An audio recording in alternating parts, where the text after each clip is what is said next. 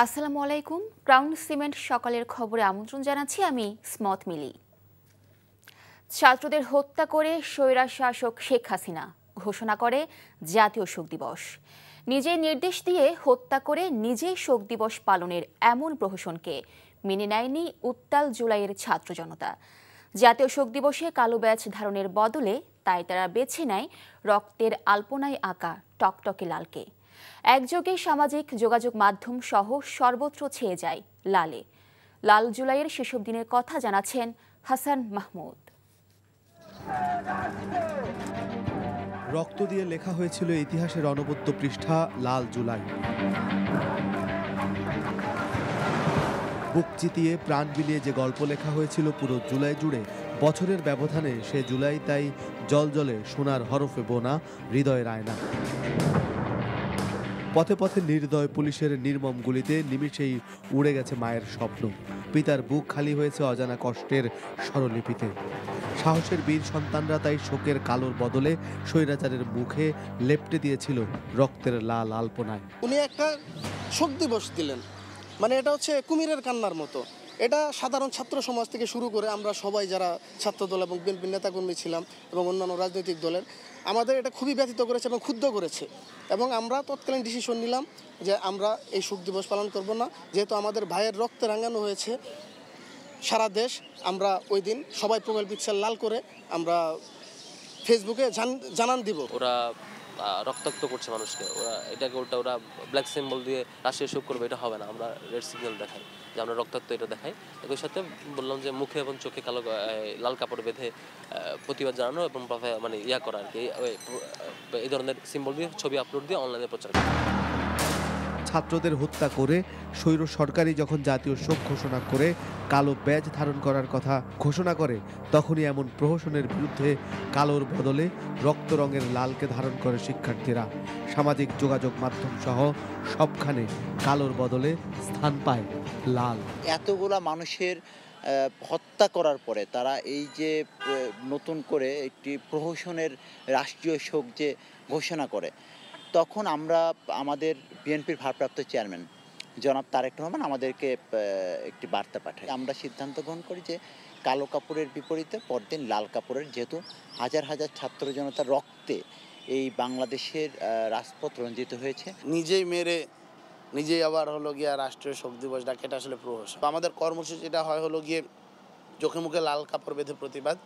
তবে চোখে মুখে লাল কাপড় বাঁধা সবাই তো আসলে ওই সময়ের ভিতরে জুলাই খুবই সবাই আটকা পড়েছিল, সবার পক্ষে ওই সময় লাল কাপড় জোগাড় করা সম্ভব ছিল না। সরকারের ঘোষণার বিরুদ্ধে গিয়ে লালকে ধারণ করার মধ্য দিয়ে লাল জুলাইয়ের অনবদ্য মহাকাব্য চূড়ান্ত পরিণতির দিকে দুর্বার গতিতে এগিয়ে যেতে থাকে। Hasan Mahmud, NTV news, Dhaka. বৈষম্য বিরোধী আন্দোলনে কুষ্টিয়ায় শহীদ হন ৮ জন, আহত হয়েছিল সহস্রাধিক। কুষ্টিয়া শহর জুড়ে ওই সময়ের সেই বিভীষিকাময় দৃশ্য আজও নাড়া দেয় সকলের হৃদয়।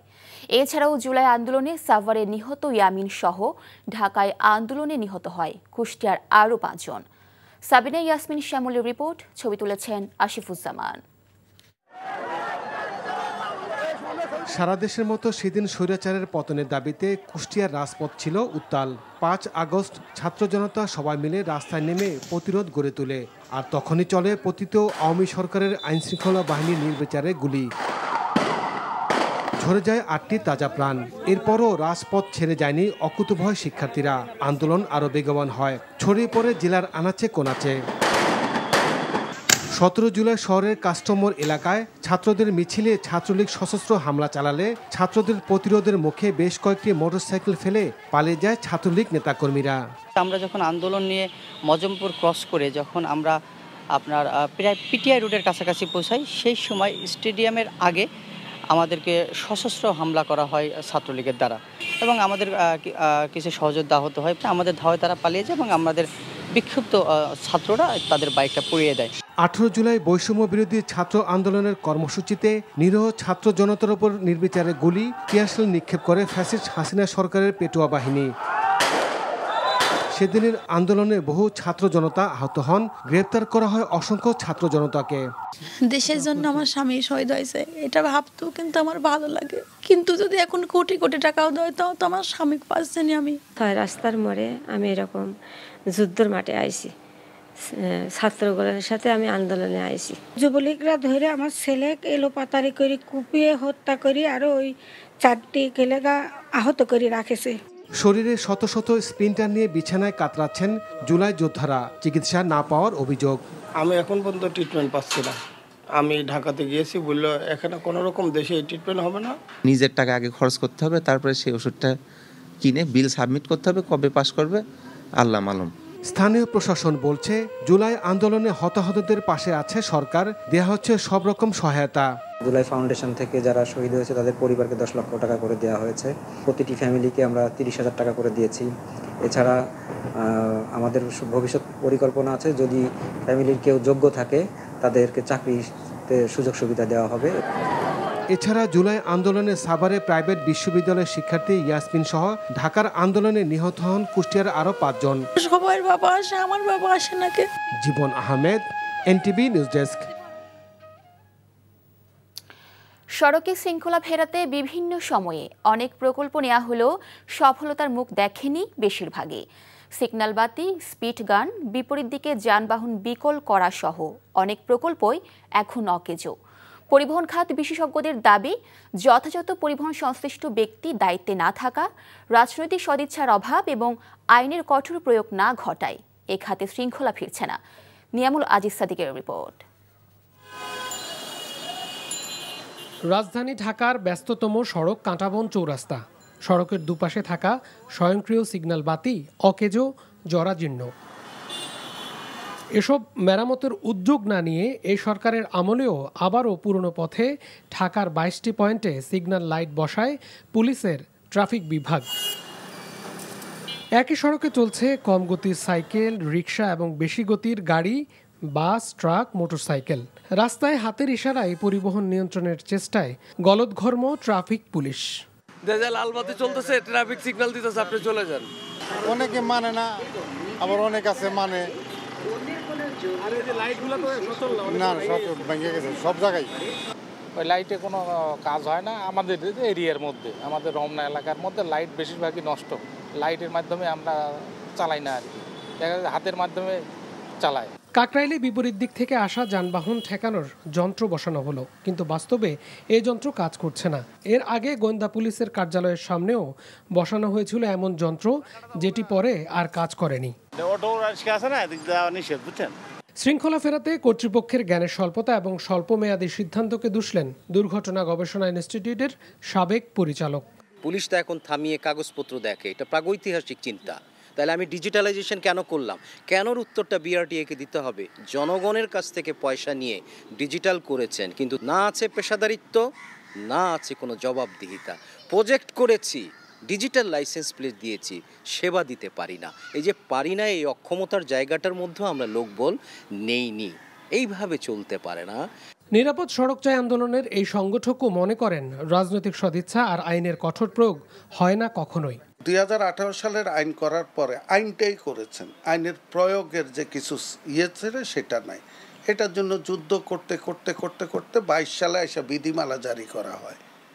এখন আইন এবং বিধিমালা দুইটাই হয়েছে, কিন্তু তাহলে আইনের সঠিক প্রয়োগটা কেন হচ্ছে না? শুধু নেতৃত্বের হাত বদল হয়েছে, কিন্তু পলিটিক্যাল শেল্টারের কোনো ব্যত্যয় ঘটেনি। মিরপুর 1-এ ফাঁকা রাস্তায়ও যানবাহনের বেপরোয়া প্রতিযোগিতা দেখা যায় হরহামেশা। সার্জন স্যার থামাইলো, আনে ওই ওনার লোক উঠাইছে, তো এই কারণে স্যার থামাইলাম আর কি। দাঁড়াইলো, আমি উঠলাম, আমি যাওয়ার জন্য উঠছি টেকনিক্যালে। দীর্ঘদিনের বিশৃঙ্খলা এই সরকারের আমলেও রয়ে গেছে একই রকম, এমন অভিযোগ অনেকের। Niamul Aziz Sadiq, NTV news, Dhaka. জুলাই গণঅভ্যুত্থানের অংশীজন ছাত্র শ্রমিক জনতার সম্মানে ঢাকা জেলা বিএনপি আজ আশুলিয়ায় সমাবেশের আয়োজন করেছে। শ্রীপুর দারুল ইহসান মাদ্রাসা মাঠে এই সমাবেশ অনুষ্ঠিত হবে। সমাবেশে প্রধান অতিথি হিসেবে ভার্চুয়ালি যুক্ত হয়ে বক্তব্য রাখবেন বিএনপির ভারপ্রাপ্ত চেয়ারম্যান তারেক রহমান। সমাবেশে জুলাই শহীদ পরিবারের সদস্যরাও অংশ নেবেন। তাদেরকে ক্রেস্ট দিয়ে সম্মাননা জানানো হবে।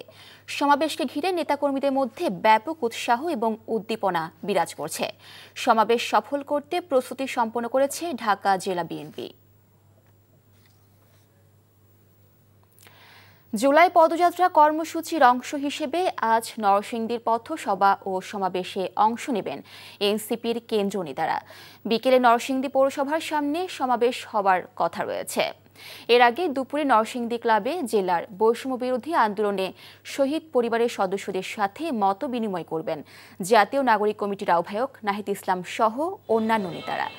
মঙ্গলবার রাতে গাজীপুরে পথসভা শেষ করে নরসিংদীতে যান এনসিপি নেতারা। নরসিংদীর সমাবেশ সফল করতে সব ধরনের প্রস্তুতি সম্পন্ন করেছেন জেলার এনসিপি নেতারা। তারা আশা করছেন সমাবেশে বিপুল সংখ্যক মানুষ উপস্থিত থাকবেন।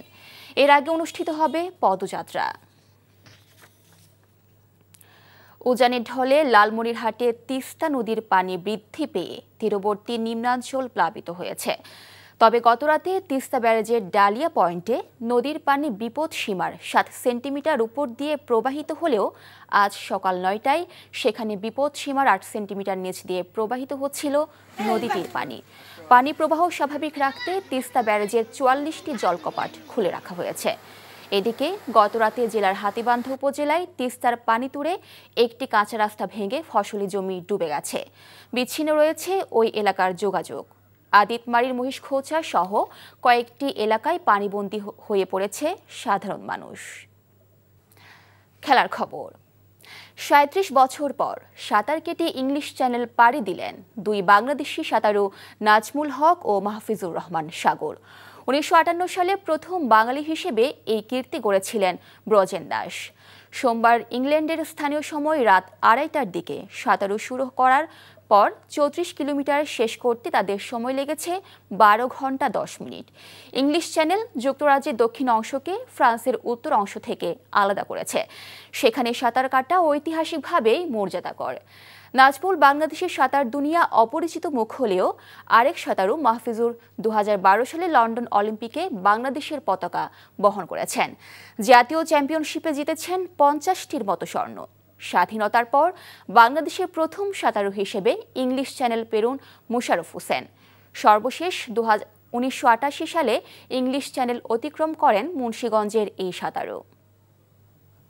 আগস্টে ক্রিকেটারদের আচরণবিধি নিয়ে কর্মশালা আয়োজন করতে চায় বিসিবি। ক্রিকেট বিষয়ক ওয়েবসাইট ক্রিকবাজকে এই তথ্য দিয়েছেন বিসিবি পরিচালক ইফতেখার রহমান মিঠু।